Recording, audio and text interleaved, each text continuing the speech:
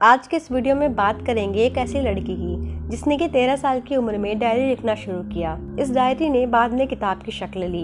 ये किताब दुनिया की सबसे ज़्यादा पढ़ी जाने वाली किताबों में से एक बन गई है। हम बात कर रहे हैं एने फ्रैंक की, जिसका पूरा नाम था एनालिस मैरी फ्रैंक। एने का जन्म 12 जून 1929 को जर्मनी के फ्रैंकफर्ट में एक यहूदी परिवार में हुआ था। एने के परिवार में उनके माता पिता और एक बड़ी बहन थी, मार्गोट। उनका परिवार एक अमीर परिवार था, सब कुछ अच्छा चल रहा था। लेकिन 1933 में देश में हिटलर की सरकार आई और सब कुछ चेंज हो गया। हिटलर यहूदियों से नफरत करता था। पहले वर्ल्ड वॉर में जर्मनी बर्बाद हो चुका था और इसके लिए हिटलर यहूदियों को जिम्मेदार मानता था। हिटलर यहूदियों से इतनी नफरत करता था कि उसने ये घोषणा कर दी कि जहाँ भी यहूदी मिले उनको गोली मार दो। फ्रैंकफर्ट का मेयर भी नाजी पार्टी से संबंधित था। उनके पिता समझ चुके थे कि यहाँ रहना खतरे से खाली नहीं है। वे जल्द से जल्द पड़ोसी देश नीदरलैंड शिफ्ट हो गए और वहाँ की राजधानी एम्स्टर्डम में रहने लगे।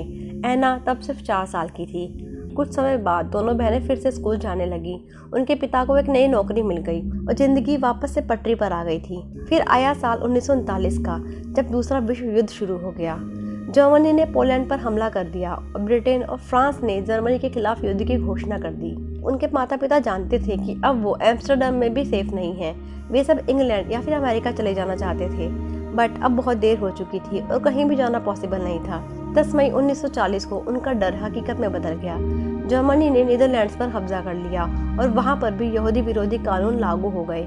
कोई नहीं जानता था कि अब आगे क्या होगा। जिंदगी बस किसी तरह से चल रही थी। धीरे धीरे एना 13 साल की हो गई। उनके बर्थडे पर पेरेंट्स ने उसे एक डायरी गिफ्ट में दी। धीरे धीरे ये डायरी ही उसकी बेस्ट फ्रेंड बन गई। इस डायरी में एना अपने दिल की सारी बातें लिखती थी, अपना दुख दर्द बांटती थी। वे बातें भी लिखती थी जो वो किसी के साथ भी शेयर नहीं करती थी। फिर एक दिन उनके परिवार को एक चिट्ठी मिलती है कि मार्गोट को जर्मनी के लेबर कैंप में जाना है। अब उनके पेरेंट्स के मन में डर सताने लगा। उनके परिवार ने डिसाइड कर लिया कि वे लोग अब छिप कर रहेंगे। 6 जुलाई 1942 को उनका परिवार छिपने चला गया। इनका परिवार एने के पिता ओटो फ्रैंक के ऑफिस वाली इमारत में एक सीक्रेट जगह पर रहने लगा। इस सीक्रेट जगह पर एक दरवाजा था जिसके आगे एक बहुत बड़ा बुक शेल्फ लगा दिया गया था, जिससे कि ये दरवाजा दिखाई ना दे। बाद में इस जगह पर कुछ और लोग भी आते हैं और ये टोटल 8 लोग अगले 2 साल तक यहाँ पर छिप कर रहते हैं।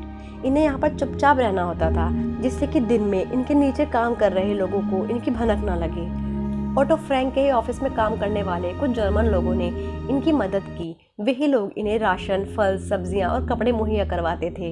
इसी सीक्रेट जगह यानी कि सीक्रेट एनेक्स में एना ने अपनी डायरी लिखना शुरू किया कि उसके मन में जो भी विचार आते थे वो इस डायरी में लिखती थी। वो एक घटना के बारे में बताती थी। उसने अपनी डायरी का नाम किटी रखा था। एने एक लेखक बनना चाहती थी। तभी 18 मार्च 1944 को डच शिक्षा मंत्री गैरेट बॉक्सटीन ने एक रेडियो प्रोग्राम में घोषणा करते हुए कहा कि युद्ध के बाद लेटर और डायरी जैसी चीजें इस तबाही भरे मंजर की गवाही के तौर पर इस्तेमाल की जाएगी। फिर क्या था, एना चाहती थी कि उसकी डायरी पब्लिश हो, तो उसने इसे रीराइट किया, एडिट किया। वो इस डायरी में एक एक घटना का जिक्र करती थी। कभी अमीरी की जिंदगी जीने वाले इन सभी लोगों को यहाँ पर भूखा तक रहना पड़ता था। 4 अगस्त 1944 को जर्मनी की खुफिया पुलिस ने इस जगह पर रेड की और 8 लोगों को पकड़ लिया। शायद किसी को उनके यहाँ पर रहने की खबर लग गई थी। 1 महीने बाद इन सभी लोगों को बाकी के यहूदियों के साथ जर्मनी के यातना शिविर में भेज दिया गया। यातना शिविर पहुँचते ही आदमी और औरतों को अलग कर दिया गया। एने और उसकी बहन अपनी माँ के साथ रही और पिता परिवार से अलग हो गए। इन कैंप्स में लोगों के साथ जानवरों के जैसा बिहेव होता था। जो लोग मजदूरी करने के लायक होते थे उनसे काम करवाया जाता।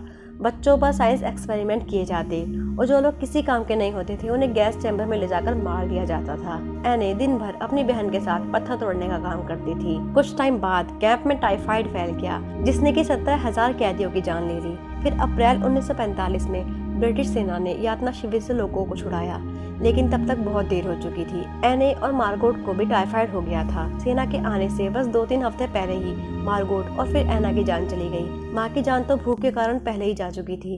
अब सिर्फ पिता ही जिंदा बचे थे। जब पिता रिहा हुए तो वे करीब 6 महीने तक अपने परिवार को ढूंढते रहे और 6 महीने बाद उन्हें पता चला कि उनके परिवार में से कोई नहीं बचा है। जिस घर में एना अपने परिवार के साथ 2 साल तक छुपी थी, एम्स्टर्डम में वो घर आज भी है। एने फ्रैंक हाउस के नाम से मशहूर इस घर को देखने के लिए दुनिया भर से लाखों लोग आते हैं और वहाँ पर आज भी सब कुछ वैसा ही रखा हुआ है जैसे कि एने के समय में था।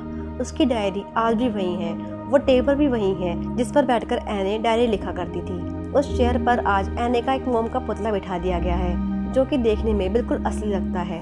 जब एने के परिवार को उस सीक्रेट हाउस से ले जाया जा रहा था, तब ओटो फ्रैंक के दोस्त को एना की डायरी मिल गई थी। उन्होंने उसे संभाल के रख दिया था। जब ओटो फ्रैंक वापस आए तो उन्होंने वो डायरी उनको वापस कर दी। ओटो फ्रैंक अपनी बेटी के राइटर बनने के सपने को जानते थे। उन्होंने ही उसे किताब की शक्ल दी और उसे पब्लिश करवाया। इस किताब को 17 भाषाओं में ट्रांसलेट करके पब्लिश किया गया है। ये diary the diary of a young girl Anne Frank के नाम से पब्लिश होती है। अपनी बेटी की डायरी पढ़ने के बाद ओटो कहते हैं कि उन्हें कतई अंदाजा नहीं था कि उनकी बेटी कितना गहरा सोच रखती है और अपने अंदर कितनी ही बातों को समेटे हुए है। तो ये तो थी एना फ्रैंक और उसकी डायरी की स्टोरी। आज के इस वीडियो में बस इतना ही। आपको ये वीडियो कैसा लगा प्लीज़ कमेंट करके बताएं और ऐसी और भी वीडियोस देखने के लिए इस चैनल को सब्सक्राइब कीजिए। Thank you.